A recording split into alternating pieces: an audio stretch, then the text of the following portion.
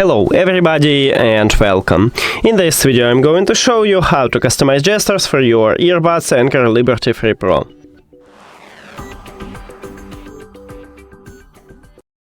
You have to start by open Soundcore application. And if you add your earbuds to the application, you will see it at the device list.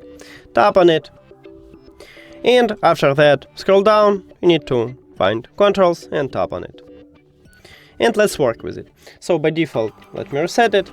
And by default, single press and triple press is disabled. So I recommend it to enable this mod.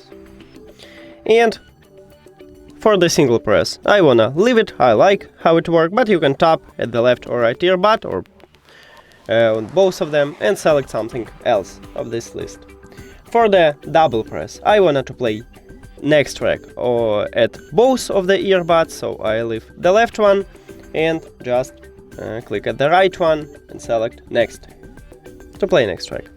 Let's go to the triple tap, and right here I want to play previous track, so I tap at the left earbud and I select previous, and it's the same with the right one.